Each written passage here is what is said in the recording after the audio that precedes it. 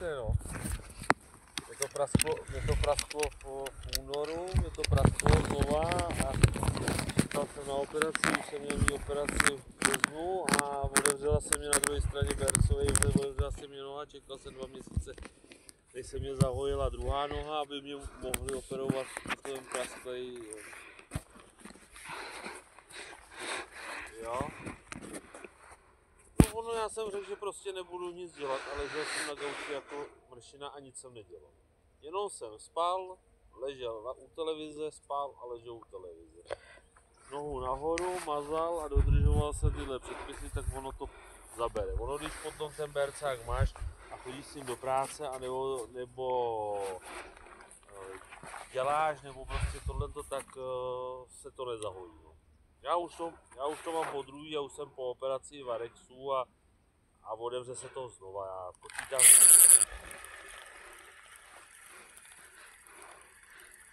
Jasně. Dobrý, zavolej. Pozdravuj doma, čau čau. Uj.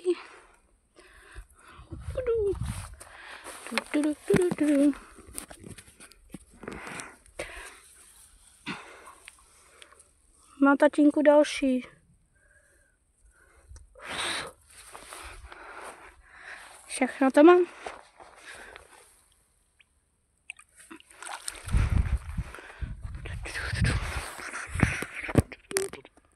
To byl ten vokoun, co si ho pustil, tak ten... Já vím, že on chcípl. Že chcípne. Tak. To mám všechno.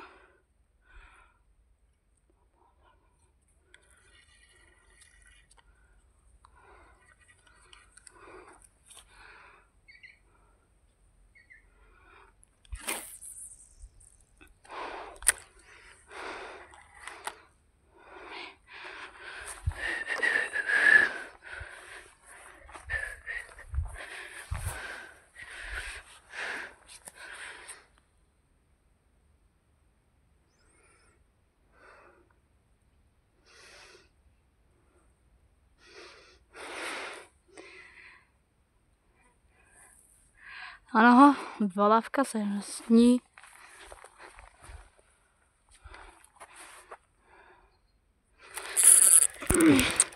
To je nějaký divný záběr.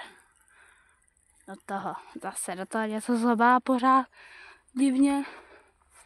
A je to zase. Počkej, tady.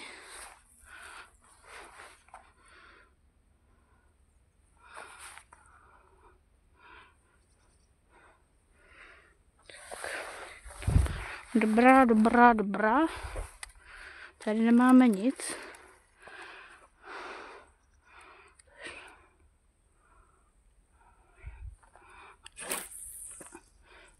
To je pozor, ptáci, nebo vás za chvilku zachytím. Třeba když to má vždycky napnutý, tak to... No, tak nic. Ty mám hnedka za sebe.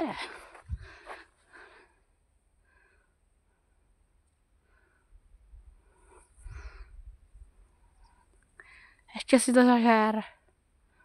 Než tam bude to konec, no.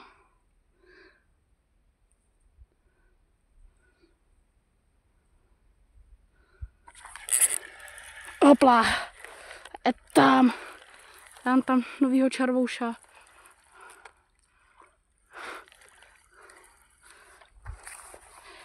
Hopla. Malinká Piggy.